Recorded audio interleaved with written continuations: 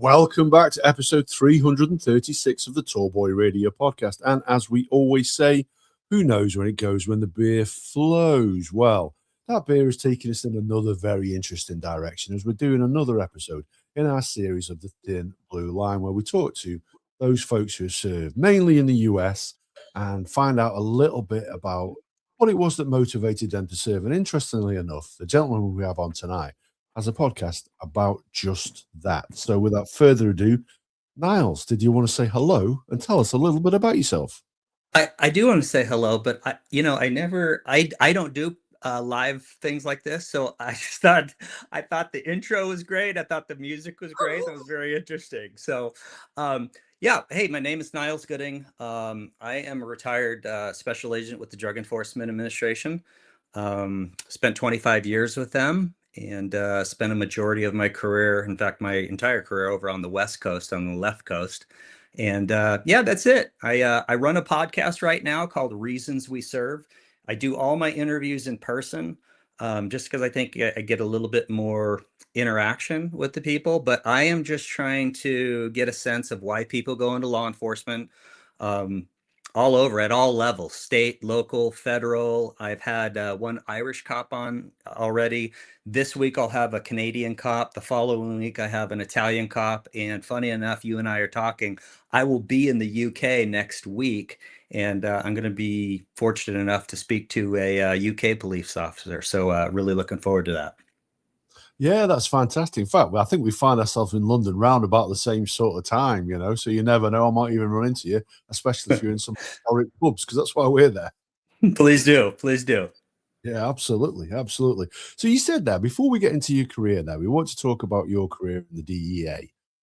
Just tell us then about your podcast there, sitting down and doing it in person.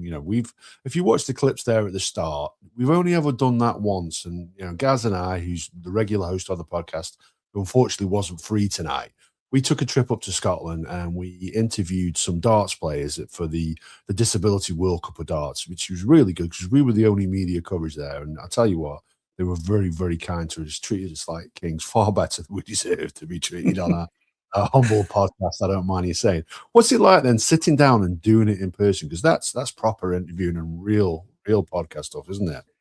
Yeah, it is. I just think, I mean, and nothing against this format, but when you can sit there and see somebody's reaction to a question, and I can formulate another question based on their reaction, I think it lends a little bit of humanity and a little bit of, perspective of that. And the other thing about my podcast is, for those who are actually watching, but I understand the vast majority are listening, in fact, for my podcast, I don't get on camera. This isn't about me. It's about the people that I interview.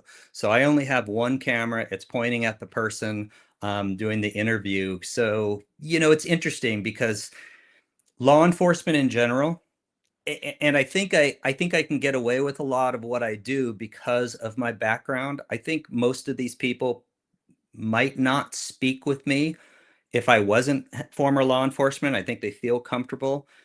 But even with that being said, and I know we're going to talk a little bit about dealing with society and everything else, but I think it's interesting that I do a lot of these interviews in hotel rooms. Sometimes I go to people's houses.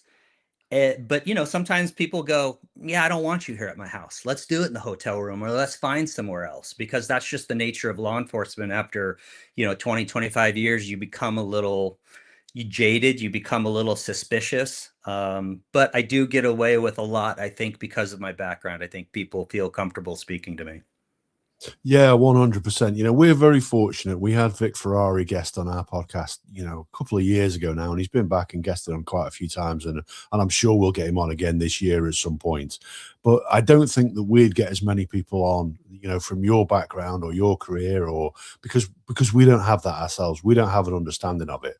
It's a bit of a novelty, that you guys get to, speak to us, and we might ask a different sort of type of question than perhaps you get asked on there. But we've, like I say, we really appreciate Vic. We have a nickname for him here. We call him our booking agent because he sent so many guests our way. Well, I had Vic on the channel, and he is fantastic. I mean, normally I'll go through and I'll say, a lot of the questions I try to get these questions answered, which is, Why did you go into law enforcement? Did law enforcement affect your family? And did law enforcement affect the way that you see people? And other than that, we just talk stories. We talk about, each person's career. But Vic was funny because, I met him in a hotel room and we sat down and I kind of was going through this and he goes, "Hey, don't worry. I got this. I know exactly what you want." And all he did is told me stories and it was great.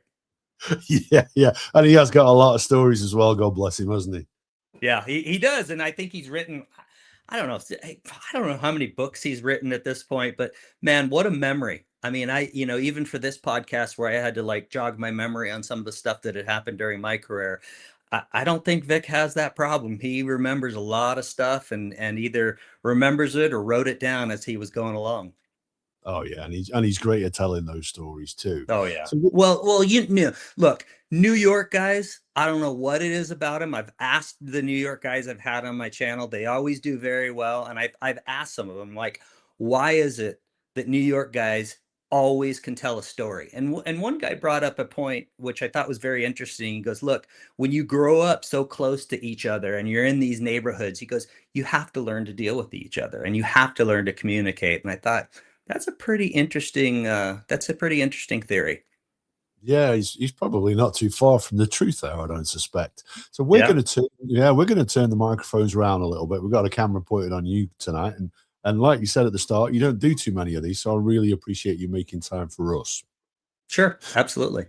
So tell us a little bit about yourself then. I'd be interested, not so much to why you served, but what was it that got you first interested in joining the services? It's interesting because when I went, I was big into sports growing up, as you call it, football. So I was a big soccer player growing up, and I got to the University of Washington, which is in Seattle, and I tried to walk on, and I was pretty good. I think I could have probably played college somewhere, but University of Washington D1, and I remember going out there and there's 40 people trying out for one spot. And I go, and and I'm realistic. I'm like, look, I'm pretty good, but there's guys out here that are better than me. And so, that just kind of went away. Um, I knew I wanted to stay at that college, so that's what I did. But because of my background with sports, I thought I was going to go into sports medicine.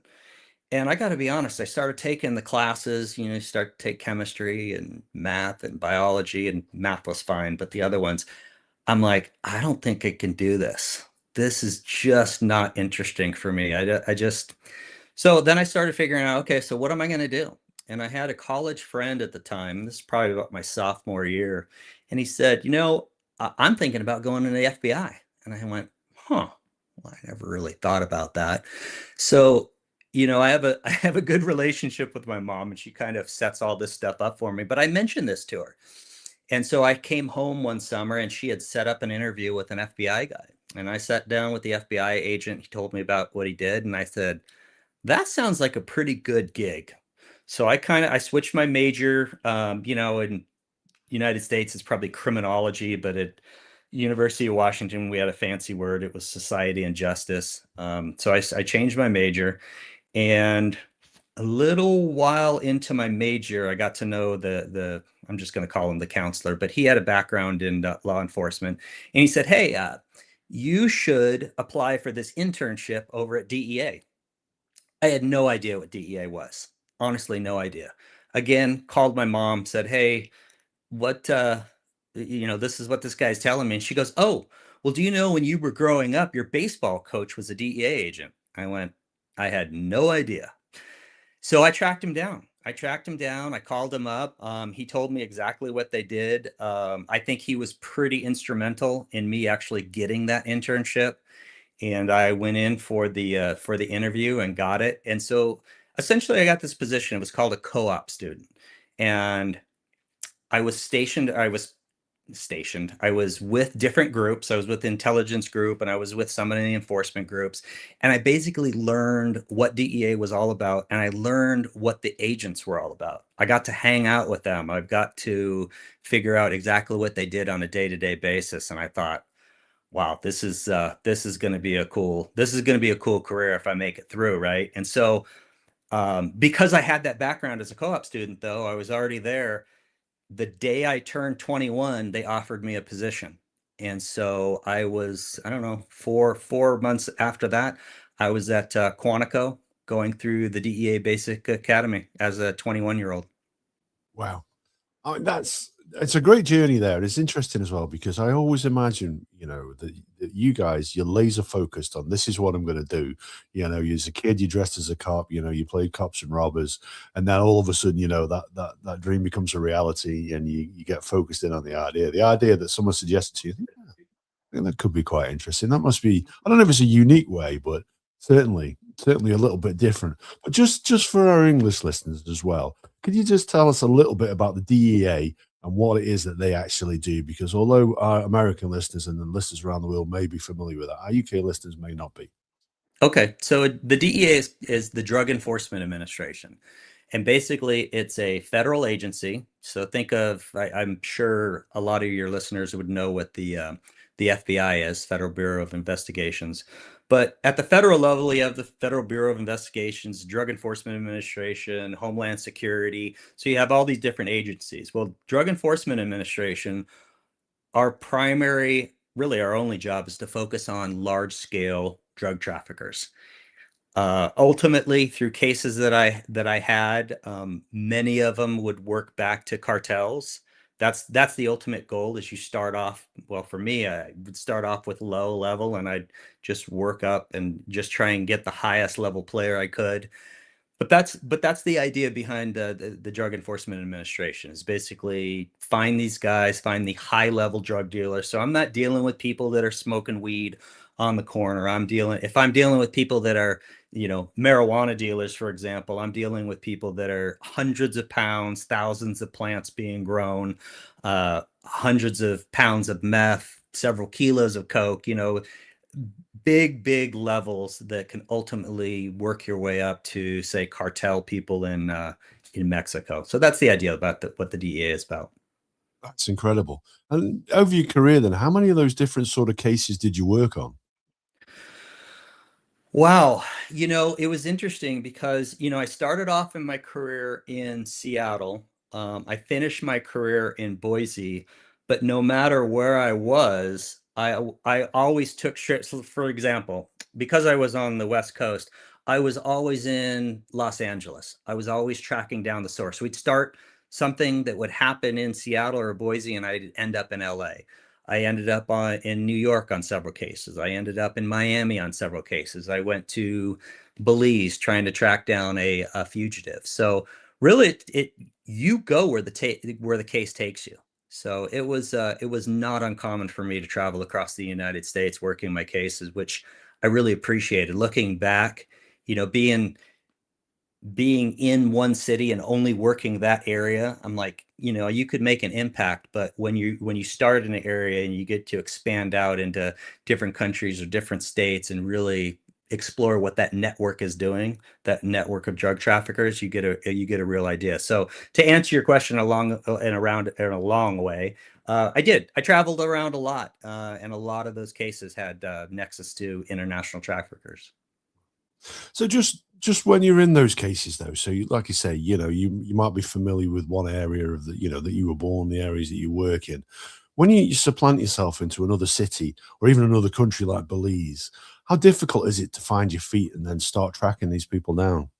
It's not difficult at all, and I'll tell you why. DEA has offices all over the world, and we have offices in every state of the country. Um, and so, like, say for example, New York, we always, when I started off a case in Seattle and I'm had to go to New York, and I knew I was going to New York, I could reach out to my response group. We always had a mirror group. So, I was in group 1 in Seattle, and that may be group D42 in New York. So when I landed in New York, somebody would always be there, and we go, okay, what's the next step? And so those guys know the city better than I do because they lived there. So it was always very, very helpful having people in these different cities, different states, different countries, and you can always rely on that, um, because DEA is an international agency. Wow, so you never ever felt like a fish out of water at all? No, no, never. And like I said, it was always because I had good support, and that's the way DEA runs. You go into another state, another group, another area, and they're there to help you. And you do a pretty good job of helping each other when we're working those cases. Wow. Oh, that's incredible. And so a lot of your work then will have been undercover, I'm imagining. So what kind what go on. Well, I for for me, I did undercover. I did a decent amount of undercover. There's guys that did way more undercover than I did. And then there's other guys that hardly did any undercover. I would say I was probably right in the middle. I liked doing undercover, and as the opportunities came up, if I, had a case where I could do it, I jumped right in. But it wasn't like I was undercover constantly. And the way that the DEA works, and I think we're going to talk about this a little bit later in terms of how law enforcement's transformed and everything else, but can talk specifically about DEA. In the beginning, when I started with DEA, you were almost required. Hey, we want you to do undercover. We want you to run a wiretap. We want you to, do X, Y, and Z. But being undercover was one of the things that was required of me when I got on the job, and I liked it. I liked it. I had fun doing it. Was it stressful? It must have taken a toll mentally on you at points. It's only stressful in this respect. I never found there was only one situation I thought, this might be a little dangerous, but that's because we do a really, really good job of planning operations before they even happen. So I know I have cover teams. I know I have people following me around. So in terms of that really never stressed me out. I never really found that dangerous. Now I will tell you this: there was a situation where I did it undercover late at night, probably 10 o'clock in a bus parking lot, in an area that my group probably wasn't used to. But I know, I got 12 guys pulling surveillance. And I do remember it was with a Hispanic group. I think it was either 3 to 5 kilos of cocaine. And I remember having to walk across the parking lot to this van. And, the van opens up and the guy wants me to get in. And I'm like, not a chance. And, he pulled open a hidden compartment in the bottom. And I said, great. But I can tell you on the walk over, and as I walked away, I'm like, this is not the greatest situation. And is something going to happen to me? Now, luckily, everything worked out. But in terms of your original question, was undercover stressful? It wasn't stressful because of the danger. It was, and I think it wasn't even stressful. It was more of kind of mental gymnastics, thinking you're talking to this guy and you're trying to gather as much intelligence as you can. So as you're talking to him, you're like, okay, crap. What's the next? It's kind of like you and I talking, right? You're probably sitting there. Okay, what's the next question I'm going to ask him if he answers it this way? Same exact thing. I'm having this conversation with this guy, and okay, well, I want to know where you're getting your drugs from. How am I going to pose that question for you to tell me? And at the same time, I have a transmitter on me, so I know my cover team is listening. So I'm trying to give my cover team as much information as possible. So say, for example, I'm on my way to the meet. I've got to be talking, and it's funny because you're talking to yourself. I'm talking to my cover team the whole time, going, okay, I'm making a left on Rainier Avenue. I'm going here. I'm going there. So it's a constant mental gymnastics you're doing in your head. So I didn't find it stressful. It's just kind of almost like a game, like, okay, how much am I going to be able to get out of this guy on this one? How much of that though is down to your personality, I wonder? Because, in terms of now, if I sit here and ask you a dumb question, I can just edit it out. There's no pressure there at all. And don't get me wrong, you'll get one or two before this podcast is over. But if I put myself in that more of a high pressure situation where if I say something really, really stupid, which I may be prone to do from time to time, my life could be in jeopardy here. Yeah, I never really worried about that. It was just a conversation. It was just a conversation that I was having. Now, look, you and I are having a conversation, and I think I'm a pretty good conversationalist, and I can answer your questions in a fairly fairly articulate way. But I'm not a guy from New York, right? As we discussed earlier, I'm not a guy who, oh my gosh, I can just tell a story and I can think on my feet and everything else. Now, don't get me wrong, I can think on my feet, but I don't think I'm a New Yorker, right? I mean, those guys can really, really do their job. But I was very fortunate when I started on the job, and this is kind of the cyclical nature of law enforcement. When I started, I was in a group with a bunch of young guys, and the older guys that were in the office were all Vietnam vets, right? And so they had been around for a long time, and those guys were great. Those guys would tell you, how to do specific things. We would talk about undercover. Hey, I remember when this happened at undercover, and I'll give you for an example. One of the old guys who I just love dearly, um, he said, "Hey, man, just realize you own the situation. Okay, you own the situation. You're the guy with money." And he told me how he would always test the dope in front of the bad guy. And I went, boy, that seems really, I don't know if dangerous is the right word, but really ballsy, right? And he goes, you control the scene, you control the situation. And so as a result of that, we had little nick test kits that we would use for coke and heroin and all different types of drugs. I started bringing those on undercover with me. And I remember sitting in a car one day doing undercover with a guy who was selling me ecstasy. And I pulled it out and I tested a pill right in front of him. He's like, "Hey, where can I get one of those?" And I thought, "Hey, I'll bring you some." But it's just having them that mentality. Look, you're going to control the situation. You're the one with the money. These guys want something from you. Although you're trying to buy drugs, you just go, "Look, I can walk away from this at any time, but you want the money that I'm about to give to you." So that's kind of how I viewed undercover. Oh, fair play, fair play.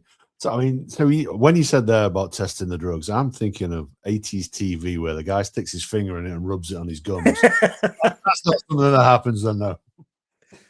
No, no, no. If you well, I'll tell you the older guy, the Vietnam vet guy, and I'm gonna screw this up, and some old DEA guy is gonna tell me I'm full of crap. But he used to test the cocaine with a glass of water, and I don't know how it would react to that water, but that was a way that he knew that the cocaine was good and not bunk, right? But for me, we had these, and some of these police stories will have them, or if you watch, real crime stuff, they'll have these little plastic nick tests, and they're probably, I don't know, 2 inches long. They have little vials in them, but they react depending on what kind of drugs that you have. So I was just watching customs at there's a thing on YouTube, customs in Australia, and they have the little nick test. But basically, you put a little bit in there, you break the first vial, shake it up, break the second vial, and then it'll tell you, hey, if it turns this color, then this is the drug you have. So that's essentially in a nutshell. Yeah, my wife loves that show, by the way. She watches that like religiously.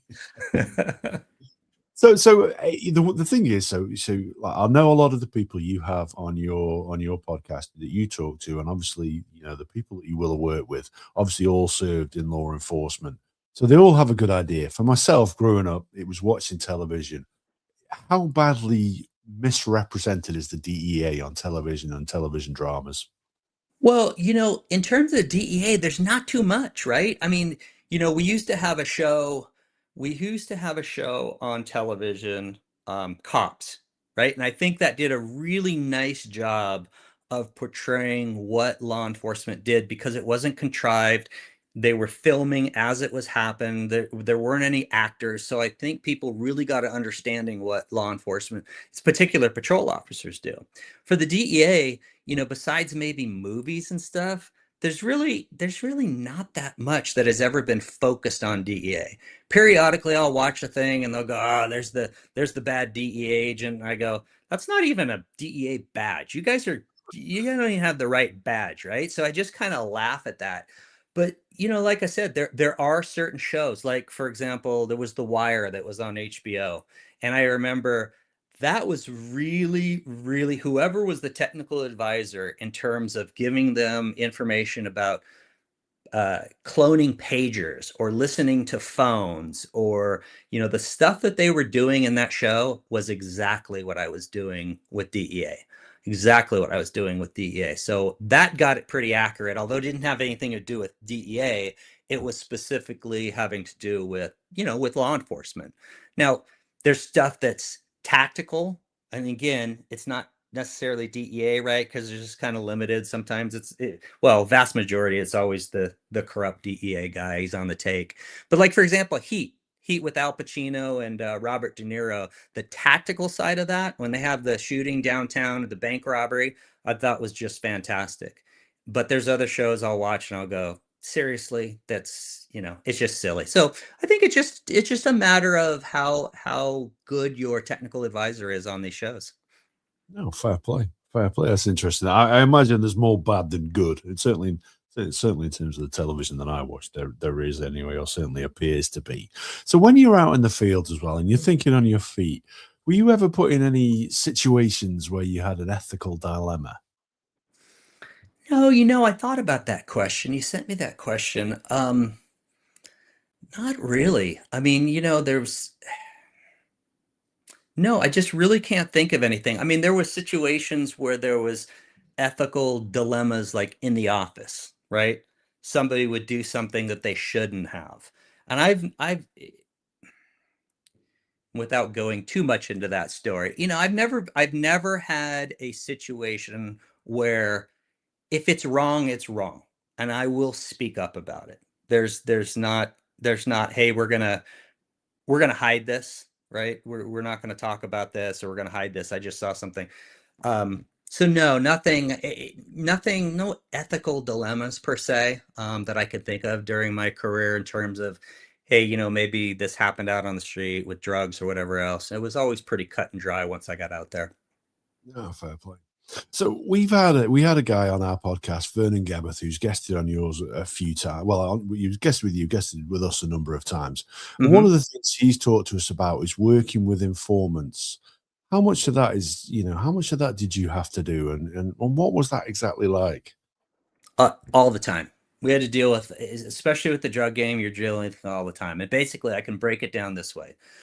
So you have people that want to do the right thing, maybe have knowledge that want to do the right thing. They come in, they said, "Look, we're tired of these drugs being dealt in our neighborhood, and I'm here to help." Then you have the people that just want to get paid, mercenary informants. So they'll walk in, they'll say, "Hey, I'm happy to do this, but you're going to pay me." And then you had the third ones, which were guys that you arrested, guys that were facing charges. And so, the people that are walking in off the street that want to do the right thing, they were pretty easy to deal with. The mercenary guys, they were kind of a pain in the butt. And don't get me wrong, for any of these three types of informants, you're always verifying what they say. You never take them at their word. Never, ever, ever. And so you would so the first one, the people that were looking to do the right thing, no big deal. Mercenary guys, you treat them okay, I'm not sure, but you're still verifying. The guys that you arrested that are trying to, I don't want to say work their way off their charges, because very rarely are you working your way off of any charges in the federal system because you're looking at so much time, but trying to help themselves out. Those are the ones you really had to treat with kid gloves. And the issue, I don't even want to say the issue, the problem that they had is because we had such a good investigation on them before it even happened. By the time you get to them and you made the arrest, you know so much about them that they're telling you stuff and you're like, you're lying to me. No, you're lying to me. I know this. And in the beginning, you don't tell them that you know that. You just let them spew their nonsense, and they're just going through their BS and doing their thing. But the other thing about being in the federal system is we had a thing in the federal system, and we still do, although it's a little watered down now. You had the minimum mandatories, and essentially what that meant is if I arrested you with a certain amount of drugs, you were looking at a certain amount of time. So it was always typically broken down on a 5 year, 10 year, sometimes 15, sometimes 20. And you couldn't work your way out of that. There wasn't a situation like in the state system where they'll go in, they'll go, "Hey, you're looking at 3 years," and you end up getting 3 months. In the federal system, if you're looking at 5 years, you're looking at 5 years. So after you get through their nonsense and go, "Hey, you're lying to me because of XYZ," and then they realize, and then on top of that, you tell them, you like, "Look, you're not going to get any consideration for your case unless you tell me the absolute truth. And I can't tell you in terms of a 25-year career, when you sit down with somebody and they know you're with the DEA and they know how much time you're looking at and they understand the system, I can only think of just a handful that never cooperated, that never told me everything, and almost told me the complete truth the whole way. So Well, that's kind of how it broke down for me dealing with informants. yeah. So, as we spoke at the start there, off camera a little earlier on, my cousin's in law enforcement. And when I've spent some time out there in Texas with him, one of the things he told me when he was analyzing my kids' behavior and telling me which ones are going to be the ones that are causing me trouble. And so far, I've got to be honest, he's not a million miles away from the mark. his his job, he tells me, is to read people and to understand people. And once he knows what people, what makes people tick, that's basically his job, is to understand people. So once you've got that understanding of people, and when you're working with people who lie so frequently, does that affect your ability to trust people afterwards? It's funny because, especially with my podcast, one of the questions I always ask and I always try and get answered is, did law enforcement affect the way that you see people in society? Right. And I can tell you from my standpoint, absolutely. Absolutely. I mean, now I'm going to say this, right? I mean, there's a lot of people that I look at, and this is just me being jaded, like, you're stupid. I know exactly what you're about. And that's kind of my mentality. I've gotten better since I've retired. But man, when I do these interviews, especially with the guys that are patrol guys, it's brutal. And I didn't realize it, right? I had a lot of interaction with state and locals, just great individuals, great people. But I never realized the effect of being on patrol has on these guys. And man, talk about, some of them are super jaded, super like, yeah, you guys are all dumb. And, I sit with my back to the door, and I do too, but it's just at a different level, right? So the thing that surprises me more than anything when I do these interviews is I ask that question and I expect everybody to kind of be like me. Now, I don't expect everybody to be like super, super jaded, but the ones that really surprise me are the guys that go, no, no, I don't have any bitterness. I don't think people are stupid. And I'm like, wow, you got through an entire career with a super positive attitude. So those are the ones that really surprise me. Yeah, I can imagine. So yeah, I mean, we've had a number of law enforcement officers on from the States, and I don't want to use the word trauma, but certainly a lot of what they have experienced, and you may very well have experienced in your career, would definitely fall into that category. Some of it is very, very traumatic. Some of the things that they've seen, some of the situations that they've been in, that they have to deal with and interpret. And one of the things that we generally do ask as well is about, I don't know if you had it as well, maybe, in your career, that very dark sense of humor and how you deal with things. Because you must see some things that someone like I, as a civilian, maybe we'll see once if we're really, really, really unlucky in our career. But or in our lives, sorry. But with your careers, I mean, you see some things sometimes. Some of these guys see on a daily basis. I'm gonna tell you a story, but before I tell you a story, I'm gonna address what you just said. And I'm gonna kind of piggyback on what I was just saying. I saw bad stuff. I saw horrific stuff, but I didn't see nearly what the average patrol officer sees. And as I do these interviews, I really, feeling bad isn't the right word, sympathize a little bit. The guy I had on last week brought up a really interesting point. He said, on average, the average citizen sees 2 to 4 critical incidents in their entire lifetime. Whereas a police officer in a 20-year career sees between 6 and 800 critical incidents. So I've had, as I've started to get into this, I start to talk a little bit more about mental health. I've had 3 guys on the channel, 3 or 4 guys on the channel that openly talked about, yeah, I had a gun in my mouth. I was going to kill myself. Right. And it's just this PTSD, or, whatever you want to call it. They're really affected by it. Now, God bless me. Whatever, maybe I'm dumb and didn't get affected by that kind of stuff. But it's funny. I just had this conversation with a buddy of mine who was, he was on patrol for a long time. He and I worked together. He was a detective. We did we did the drug game together. And he was started off in California, moved up to Idaho. And I asked him that exact question. I said, "Hey man, you've been into 3 shootings. You've killed a couple guys, and you've seen stuff that I can't imagine seeing. Why didn't it affect you?" And he goes, "Boy, I don't know." And so, I'm starting to delve into that question of why, why it affects somebody so deeply and others just kind of rolls off your back, right? And so, for example, I'll just tell a story that I've told on one other podcast.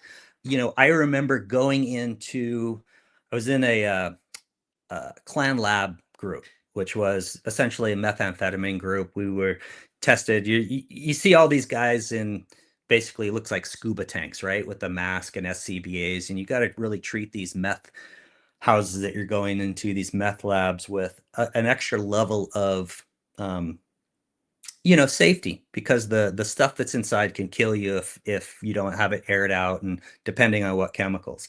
And I remember going into this one, and this goes to your dark humor part, right? And I remember going into this trailer house, and for whatever reason, meth guys are really into, how graphic can I get on your podcast? As graphic as you like. Yeah, it's fine. Okay. They really like sex toys. They really like sex toys. There was not a time where I'd go into a meth trafficker's house where they didn't have a vast majority of dildos and all sorts of stuff. Well, this one was interesting because I had two things going on. So, of course, you go in this house. I am all kitted up. I have, Tyvek suit. I have the SCBA on, which is the scuba tanks. I have a mask. I'm covered head to toe in protective gear. And my partner at the time sees this dildo, and I'm just going to call it a poopy dildo, if you know what I mean. And he's chasing me around the house. And I'm like, this is disgusting. But that's kind of the dark humor, right? And the other thing about that house that maybe wasn't so funny is we found stuff. We found like handcuffs. We found a cordless drill with a dildo on the end of it. And basically, we had because we got into that, we kind of rescued a girl that was being held there uh, as a sex slave. Is the best term that I can come up with. But you see that stuff, and you kind of joking and joshing at the time, but you look back on it and going, man, I can't imagine the horrors that woman saw being in there. No, God, no, no. I mean, I know you say when you have these folks on your podcast and they share these stories with you and you experience it yourself that you can sympathize. And I'd love to say I can empathize with you. I do sympathize in terms of what you guys have seen and what you've experienced, but I can't empathize because I can't put myself in that situation. That it's absolutely mind blowing for me. I'm 52 years on the planet, and I've not found myself in one of those horrific situations yet. And I don't know, I'm unlikely to be here for another 52, but hopefully I won't experience one in that time either. Gee whiz, Yeah, that's but you know what? Think about what you're saying, right? I mean, and it gets back to that stat that I brought up. I mean, prior to me joining up DEA, I can think of you're supposed to think of 2 to 4 critical incidents that happen in your lifetime. I can remember one in high school where I was driving to school and it was icy roads, and I remember a vehicle had flipped over. There was a woman who was an ER nurse. I found out later was an ER nurse. um, Her son had been thrown from the vehicle, and she was giving him CPR. And I think he was dead, right? But it's incidents like that where you go, most people never see that. And had I not been with the DEA, that might have been the only incident I ever saw. But yeah, I can still remember it from high school. I can still remember that incident. So Just kind of gives you an idea of what police officers go through. Yeah, yeah. And it's yeah, I can't get my head around it. I can't pretend that I can either. So, during the time that you served, and we spoke a little bit about the changing nature of politics, and certainly the changing nature of the world at the moment. Certainly, the US is experiencing it. The UK, as we discussed, is experiencing change at a fairly rapid rate, more rapid than probably most would care for. How different is the changing landscape in law enforcement now in the States? So the people who were serving now, or what would they think if they were looking back on what you dealt with, and vice versa? Boy, it's interesting. It's kind of like, how does PTSD affect somebody and doesn't affect another, right?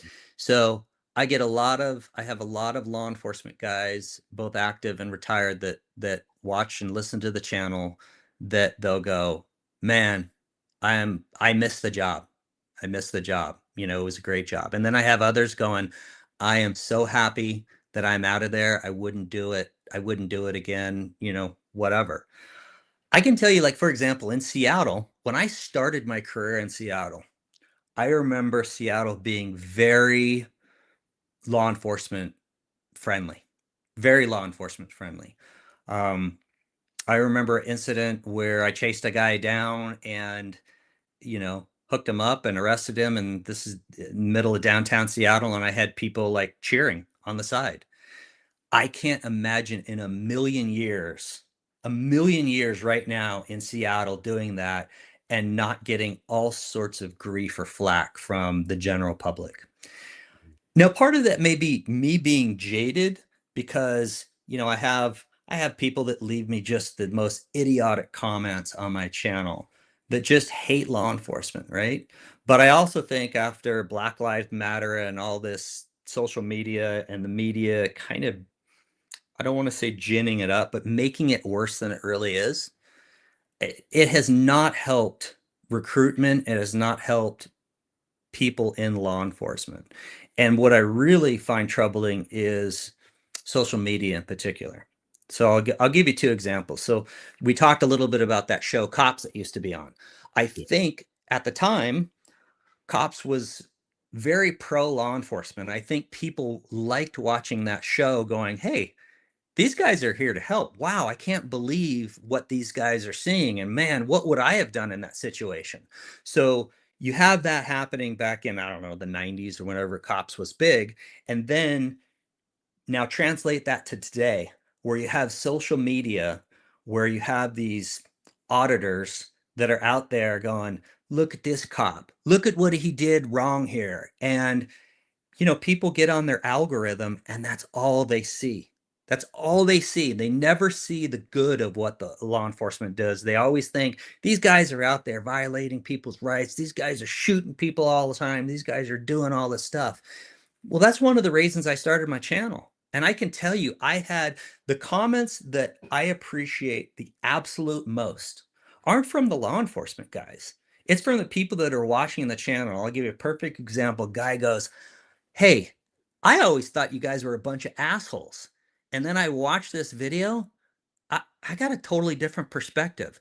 Those are the guys. Those are the guys. Those are the comments that really resonate with me and really go, that's one of the reasons I do this channel is I want the normal public, say normal public. I just want the public to go, look, man, these guys are just like Jim or Mike or Bobby or Susie or whatever. They live right next to you. They're just trying to do a job. They're not out trying to violate your rights and shoot people and everything else. And just what it is. Yeah, it's very interesting because, the generation that I'm from, has an absolute respect for the police. And I'm telling you now, when I bring my kids up, my kids are 9 and nearly 7, that's the attitude that they show, and they won't be allowed to show anything different. I have a lot of friends in the States, all around my age, have that very, very similar approach. Some of them had, parents who were cops, so they had that sort of drilled into them, and we had that respect. My mum, drilled into us respect and respect for for those folks you served. But nowadays, like you say, social media it's a dangerous parent to these people. You know what I mean? It feeds them misinformation, and it represents things that aren't certainly things that aren't the way that they are. It jades things, it changes the perspective, makes things seem a lot worse than they actually are.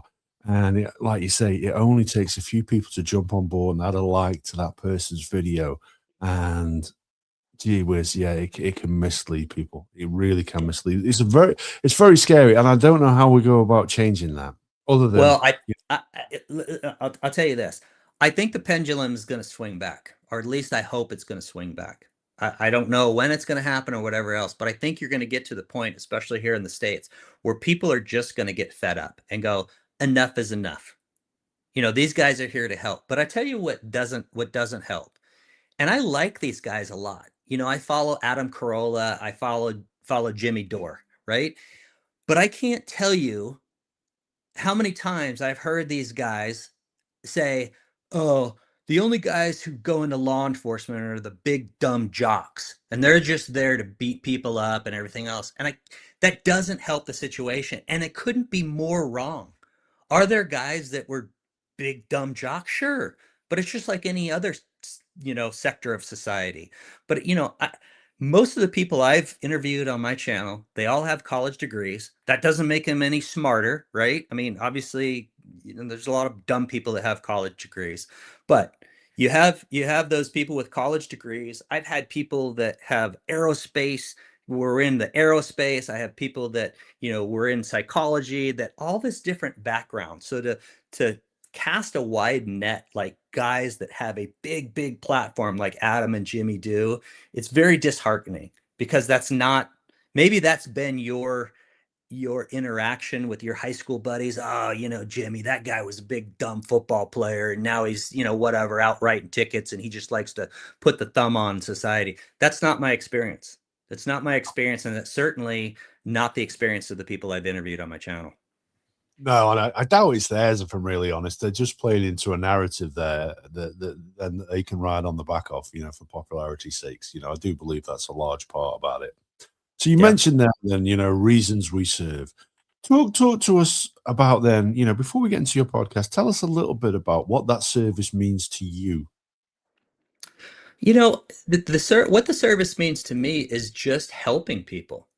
You know, I whether it's the girl that was being held in that trailer as a sex slave, whether it's the house that I would go over to, and you have a bunch of 3 to 5 year olds running around the house, and the house is just an absolute crap hole with mice and just the nastiest stuff you'd ever seen.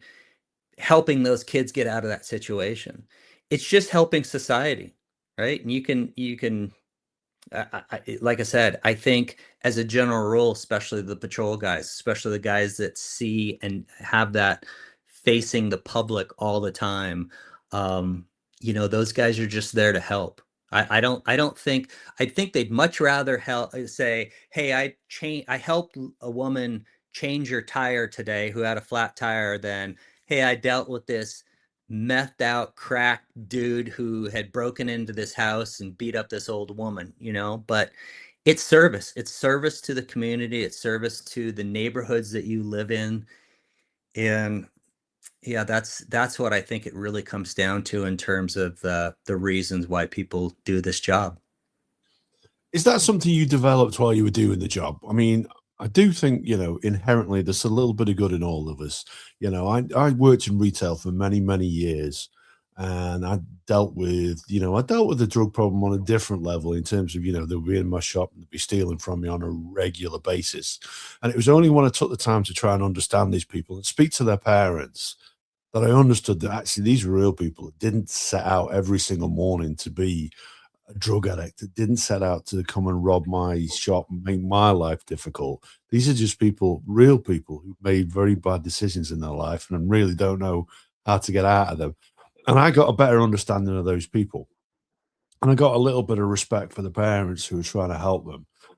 So is that something that you developed throughout your career? That that, I that Yeah, I mean, for me, I've always felt like I've had a pretty good sense of right or wrong as I was growing up. I've got a couple brothers, and it would always be, well, how come he gets to do that? Or how come he got in trouble with that? And how come, one of those types of things.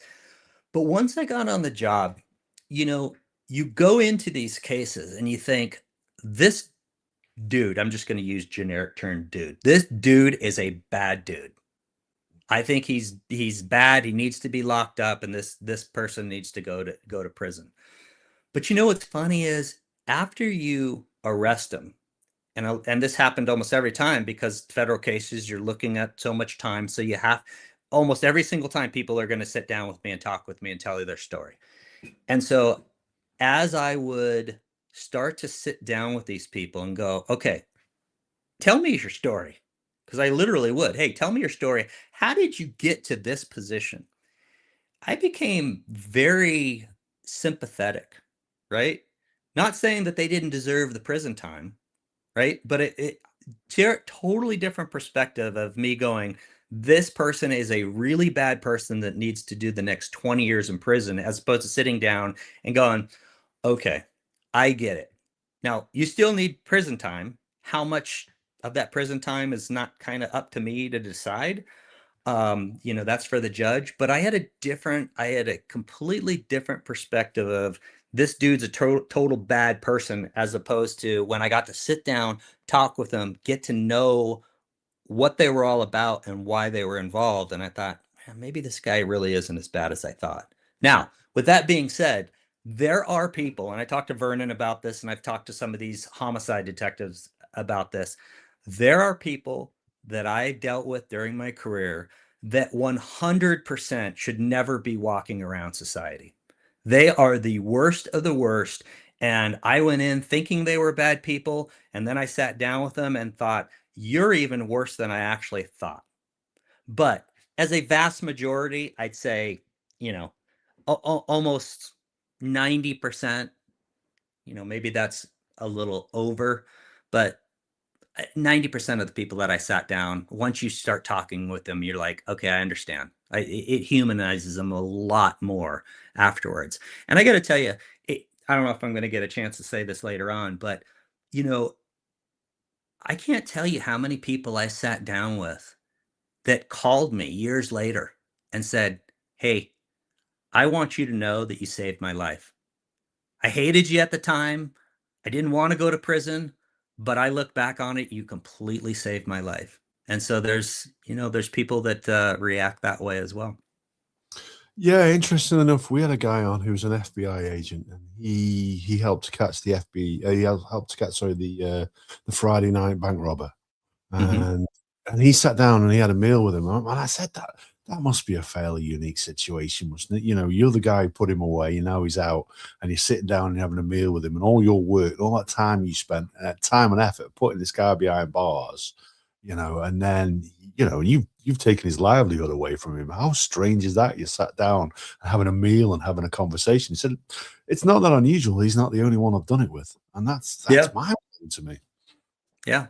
Yeah. I just think for me, it's like, look, you got caught, you did your time. I haven't had that opportunity to sit down with a person and have dinner with them or anything else, and I don't know whether I would. But it is interesting having those conversations after they get out of jail. And I don't. There's no hard feelings. I don't think, oh man, you should have spent so much more time. I mean, they're calling you to thank you for arresting them and basically saving them. So I feel pretty good about that. Yeah, yeah, yeah. I think you should feel good about that as well. I really do. In terms of the podcast, then, though, so what inspired you to start it? Obviously we've talked a little bit. We've touched on it a little bit, but it's all well and good, understanding that reason to serve, and it's great that you get the message out there to the public. But what was it that inspired you to start the podcast? I got to tell you. So, are you familiar with the channel Soft White Underbelly? No, I'm not. No. Okay, so I don't know. He's got maybe 5 million subscribers. It's a very, very interesting podcast, but super, it was kind of depressing for me. Now, he's had other people on there where I'm like, wow, that was a phenomenal interview. But in the beginning, and he's changed a little bit, but he still interviews these people. He was only interviewing prostitutes, drug dealers, homeless people, stuff like that. And so, I found his channel interesting. And then he was on Rogan. And it was literally, I mean, happenstance that I'm watching at the exact same time that this guy is on the channel with Rogan. I watch a little bit of a Rogan when he has, some guests that I'm interested in. And Mark, who runs the Soft White Underbelly, goes, one of the most watched interviews that I have is with a corrupt NYPD cop. And I went, oh, geez. So I went over there, I watched it.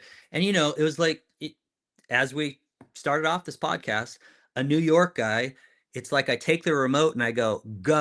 And the dude talked for 45 minutes straight. And I went, this is one of the greatest stories ever. It's super, super fascinating. So cut back to Rogan and Mark, and Joe goes, you know, I wonder why people go into law enforcement and I wonder how it affects them. And I went, that's a really good question. That's really interesting. So I went onto YouTube and I started looking. And there's a whole bunch of channels, right? There's a whole bunch of channels, especially in the US, where you'll see these reaction videos where you'll have a sergeant going, hey, we pulled over this guy and this is what happened. And they're very, very popular channels in the United States. People are just like all excited about watching that stuff. But I didn't see, at least at the time, and maybe there are people out there that are really delving into why people go into law enforcement. Look, there's a real, I feel like I've really hit a niche here where I can talk to people about why they go into law enforcement, the different levels of law enforcement, and how it affects them. And then in the meantime, tell interesting stories. A lot of these guys have fantastic stories, but I want to know the background. I want to know, hey, just like you and I started. Hey, Niles, tell me about how you got into the DEA. I can't tell you how many times I thought, okay, I went into this going, okay, everybody's going to tell me that they went into law enforcement because they want to protect and serve. Man, that is so far from the truth. I had a lady in who was a police lieutenant in Honolulu PD. I said, why'd you get into law enforcement? She goes, I lost a bet. I had another guy, the youngest sheriff ever elected in the state of Idaho. I said, why'd you get into law enforcement? He goes, I got tricked. And just all sorts of different stories. A lot of people just kind of fall into the job. Hey, I never thought I was going to go into law enforcement. Never thought I was going to go into law enforcement. One day I took a test, and the next thing I know, I spent my next 25 years on the job. So it's just so interesting. There is that common thread, a little bit of, hey, once you get in there, you really want to help people. But man, the reasons why they start are so fascinating. And I'll tell you that the sheriff who got tricked, I said, okay, how did you get tricked? And he said, well, the sheriff at the time said, hey, do you want to be a deputy? And he went, absolutely not. I don't want anything to do with this. He didn't want to deal with friends. He didn't want to deal with family. And the sheriff goes, okay, I'll tell you what. He goes, I've got a brand new jet boat that I need somebody operating the jet boat and rescuing swimmers down on the river. He goes, you want to do that? And he goes, yeah, that sounds great. He said, the next thing I know, I was driving a patrol car. That's quite a leap. Yeah. Well, the sheriff got him in. He started off as a jet boat guy and thought, wow, this is awesome. And the next thing you know, he's, been talked into being a deputy. That's that's bizarre. Yeah, I suppose when when I relate that to myself, when I think back to my career, I never, growing up, I never wanted to be in retail. Spent 25 years in retail. I love retail. It was only when my knees started packing in that I thought I need to go and do something a little bit different for a change, and I got out of it. So it was never my plan to get involved with it. So it kind of makes sense to me then, I suppose, that maybe these people had different goals and different aims, and just ended up doing something. But there is a commonality there that everybody we speak to and everyone we've had on the podcast to talk about it, which is quite a few. Again, thank you, Vic, for sending them our way. They're passionate. They're passionate people who have stories to tell, but Yeah. deeply care about it. What are there any other sort of common themes that you find when when you've been doing the episodes, when you're dealing with talking with people? Well, I just look back and the question you asked me, like, why did I go into it, right? And this comes up several times. When I remember the FBI guy telling me this to this day, he goes, you come in and you never know what your day is going to be like. Every day is different. And I thought, even as a 19, 20-year old, I thought, yeah, that resonates me. I cannot imagine going into an office every single day, sitting at the cubicle for the next 20 years and punching numbers into my computer screen. And I thought that really resonates me. And there's a lot of people that I've had on the channel that will go, yeah, this is the greatest gig ever. You go in, you don't know what's going to happen on a day-to-day basis, and that was really appealing for a lot of people. And I think that's one thing that really draws them. Now, the issue is, I think you also have to realize, hey, you're there to serve, you're there to help people and everything else. You can't just go into the job going, hey, there's no danger in this job.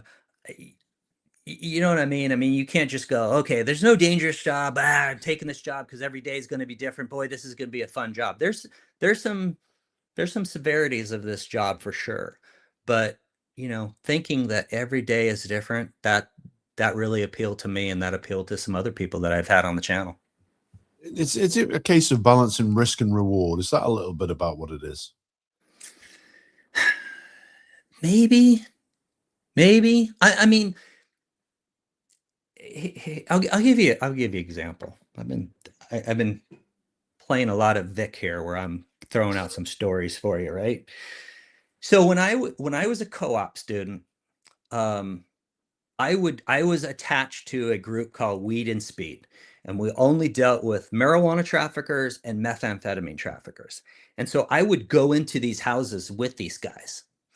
And I remember out on a jog one day in my neighborhood that I was living in, and I got this whiff, and I'm like, huh, yeah, there's something in this neighborhood. And uh, so I got this anyway, I got this smell. It turns out to be, they do a raid on this house. It turns out to be at least the largest marijuana grow operation at the time. It was several thousand plants they go in. But I remember, and this gets to the risk reward thing, I remember going up and they were like, "Hey, Niles, we'll give you a vest. Do you want to knock down the door?" And I thought, okay, don't have a gun, which is, who cares whether I had a gun or not. I'm 19, 20 years old. Is it the time for me to go try and knock this door down when I'm not really And I said, guys, I really appreciate the offer, but no. And I kind of, and they would have let me do it. They would 100% let me do it.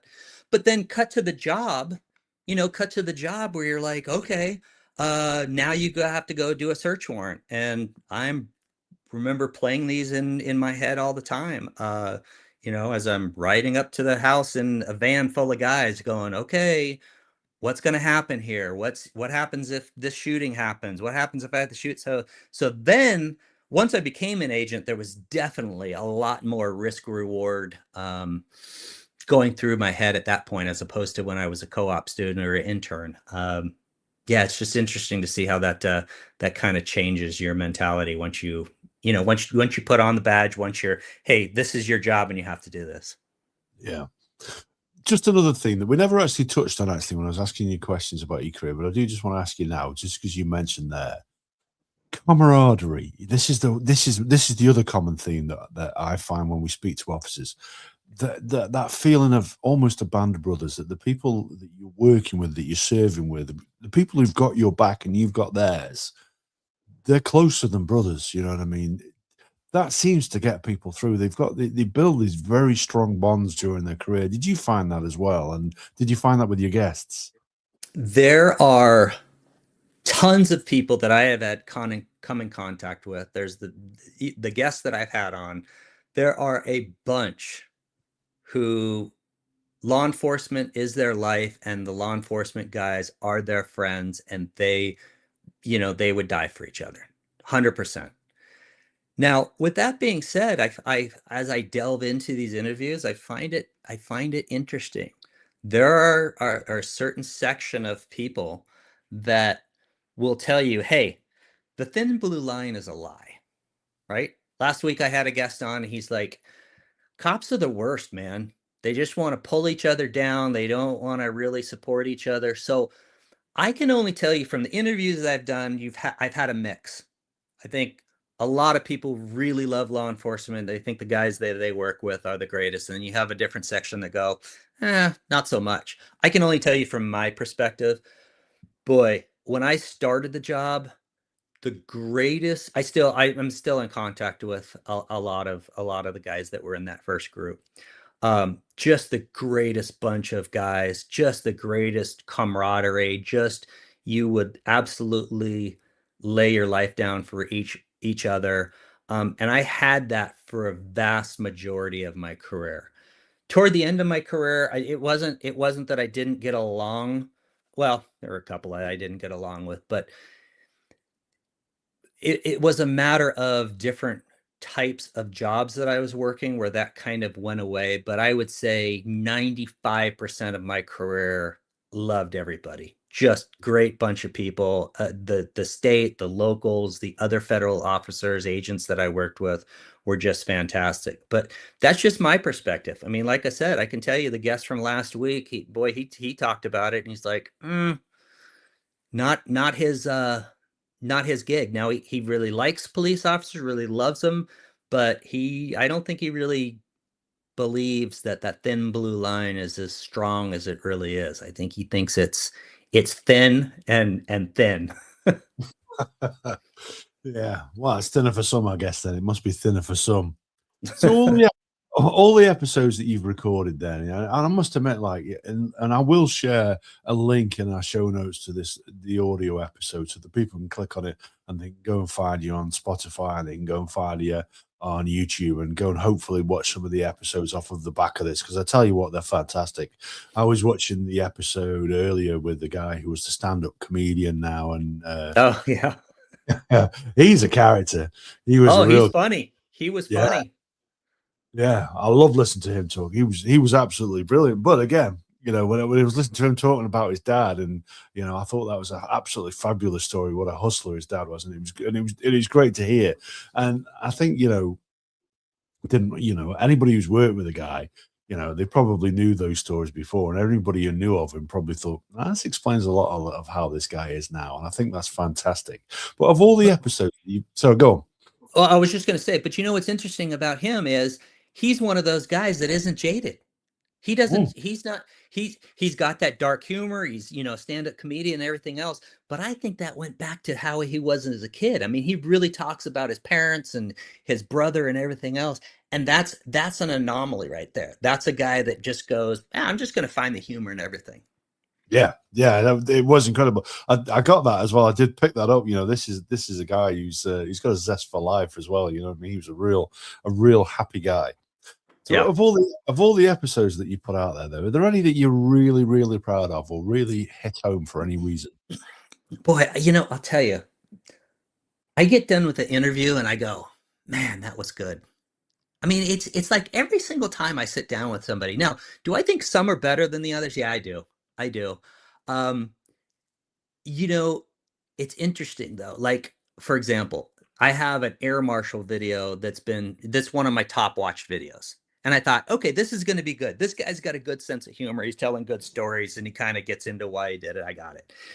But then I have another guy on that is my most watched video, my long form video.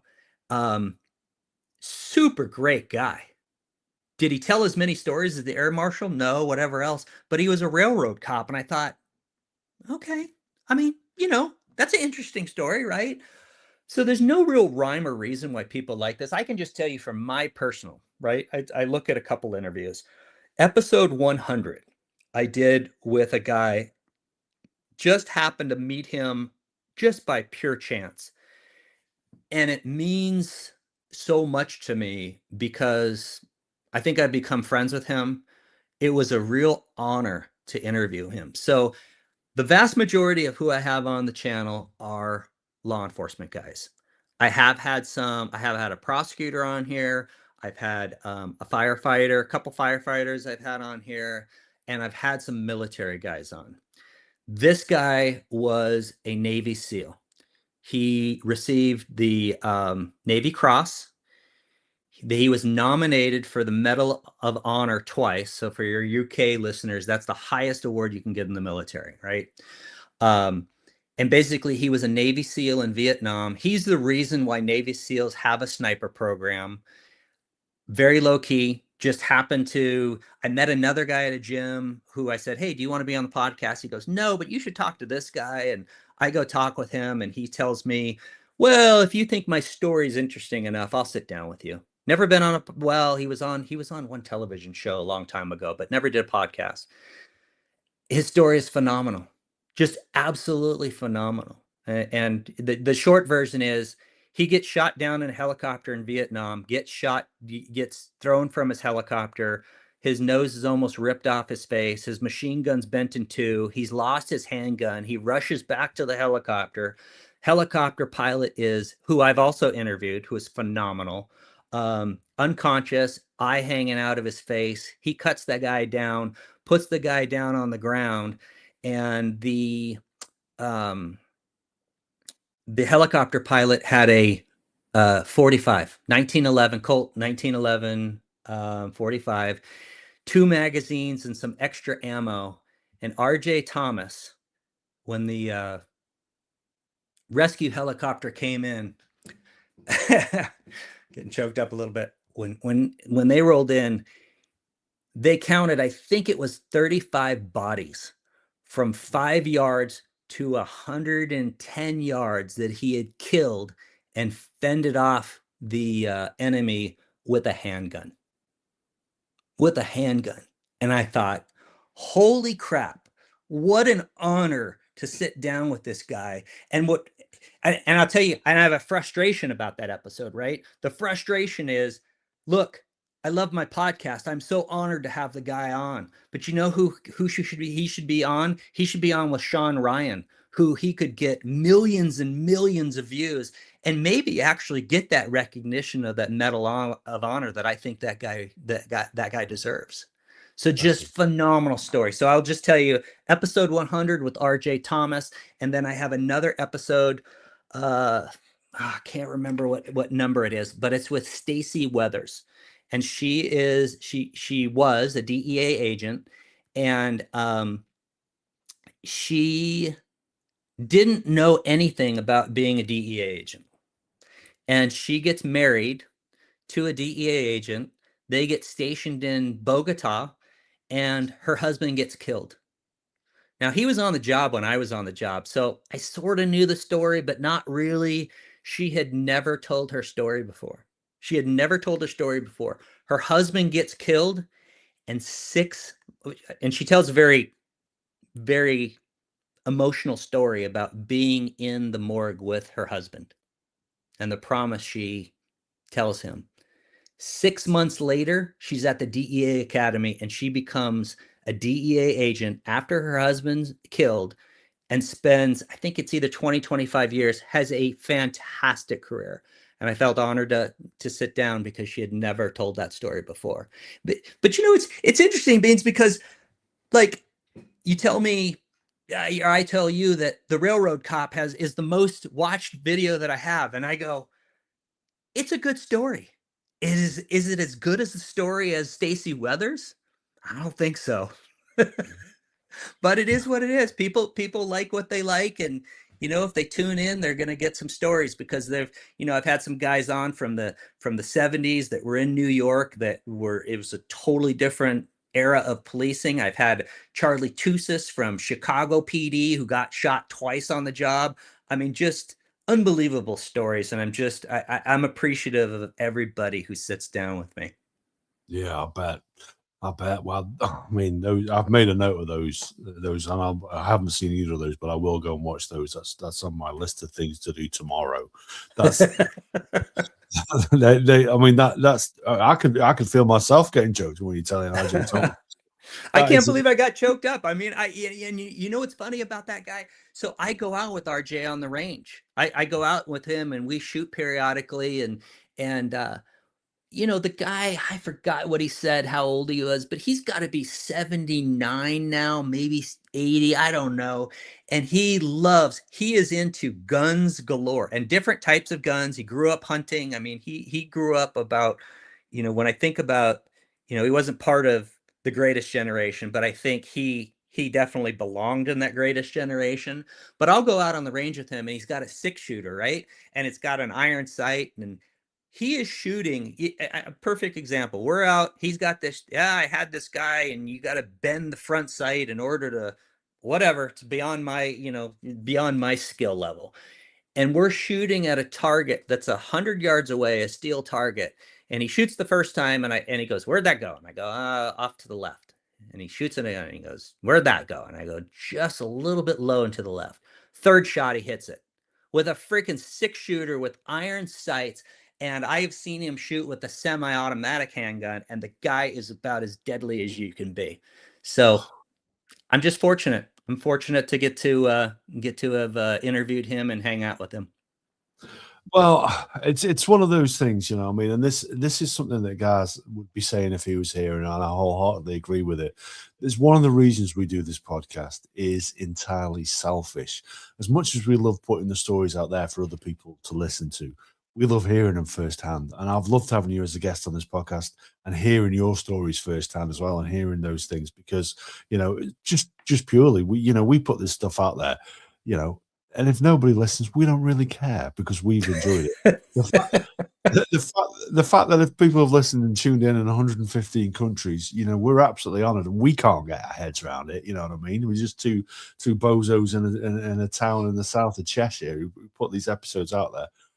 And we're really, really honoured when guests like yourself come on and share the stories that you've shared with us tonight. So I need to thank you for sharing those. I think it's been incredible. I've loved hearing them. And I've loved listening to your podcast as well. And I hope anybody who's listening to this now, if they've not listened to it already, and I imagine most of them have because you've got a great listenership, if they haven't already, I hope that they do. I know my cousin Bo, if he'll be listening to this, and if he's not found it already, I'm going to promise this is exactly right up his street. He will love this sort of thing, so I'll be making sure he gives it a listen too.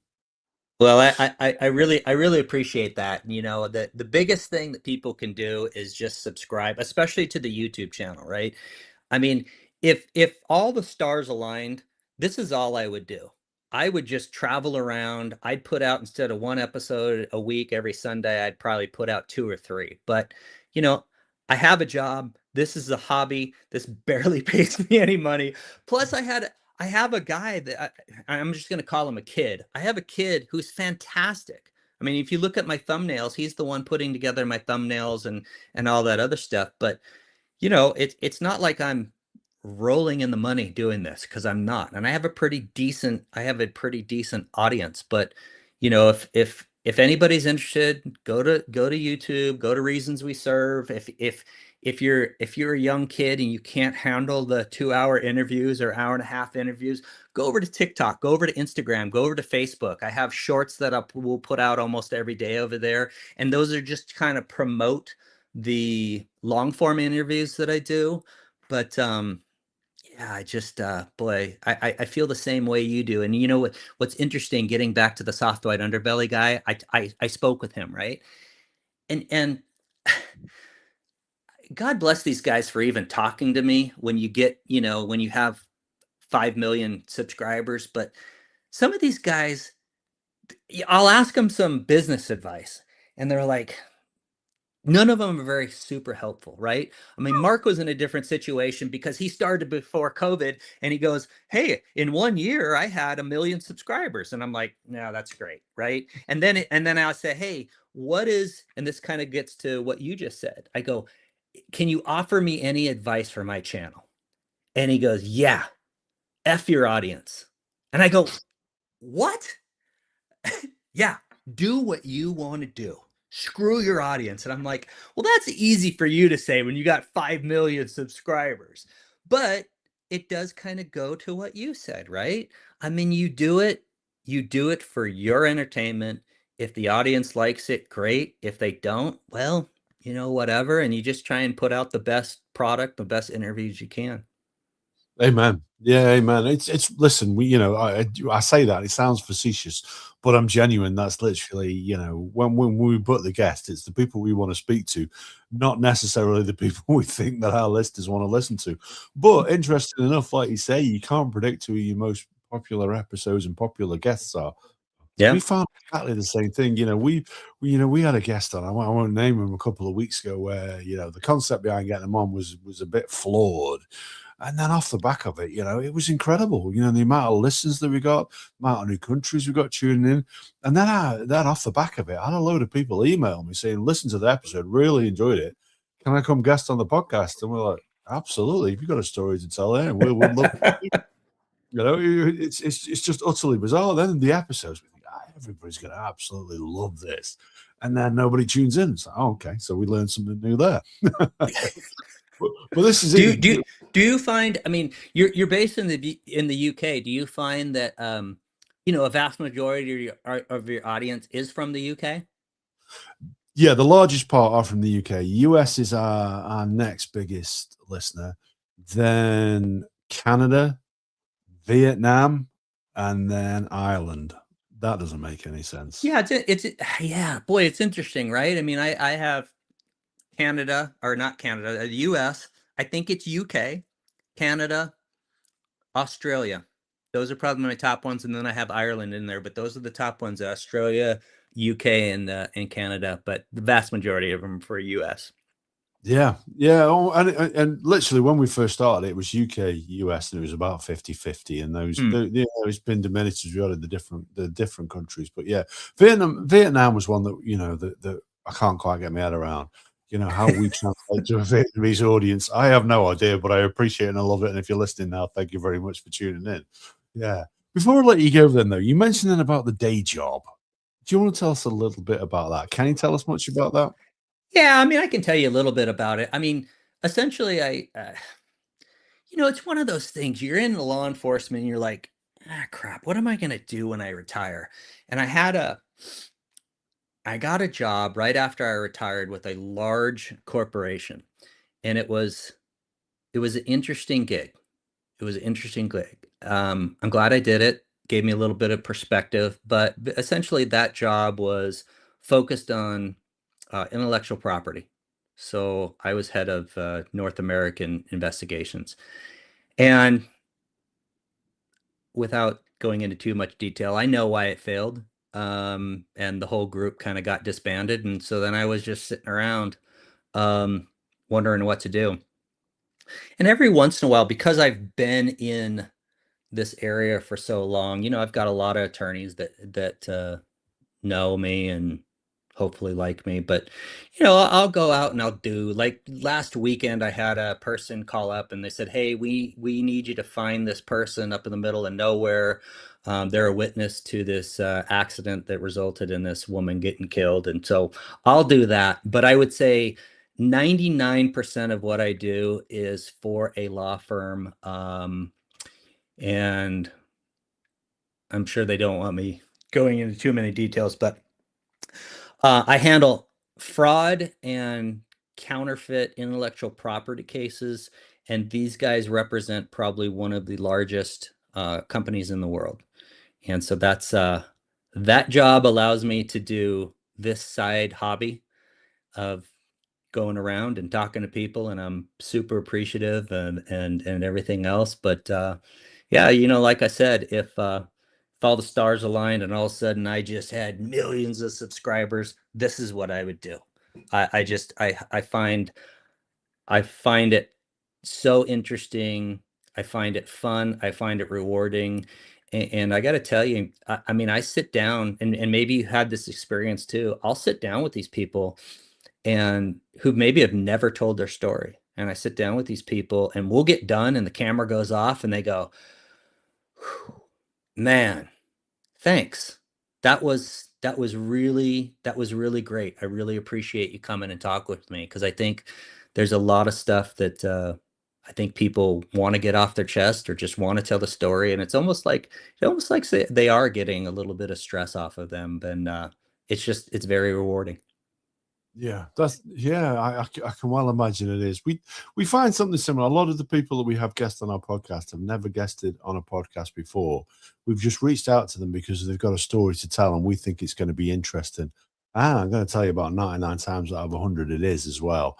And we do Mhm. have that we have that experience where people say, well, thank you, I really appreciate this opportunity.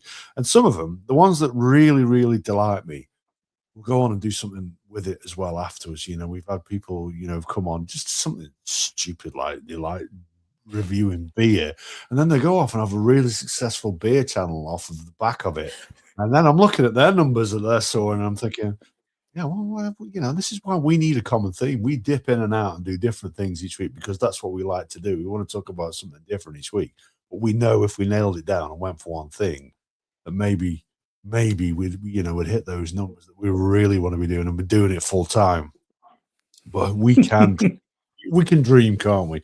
But no, listen, I want to say thank you very much for joining us. I've really enjoyed this time with you, and really enjoyed hearing the stories that you've shared.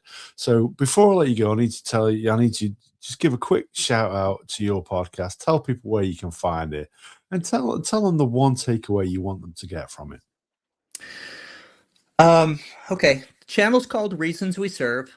I am really trying to humanize the people behind the badge more than anything. Now, with that being said, like I said, I still have military guys on. I want to know why they went into the military. I have firefighters that go in. I want to know why they do it. And I have different people that are, law enforcement adjacent.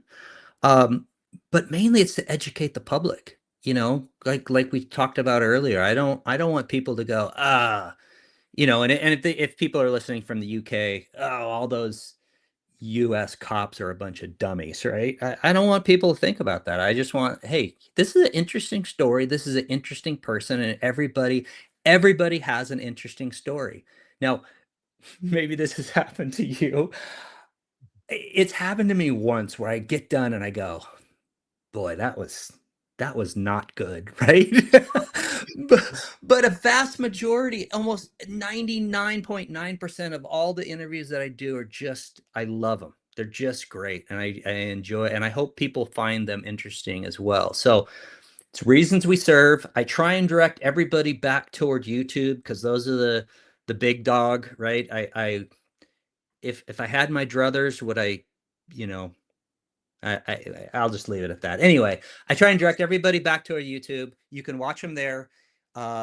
You can listen to them. I'm on TikTok. I'm on Instagram. I'm on Facebook. They're called, again, it's just Reasons We Serve. You'll be able to find it. It's a little circle or a badge with a blue and red and, I don't know, gold lines.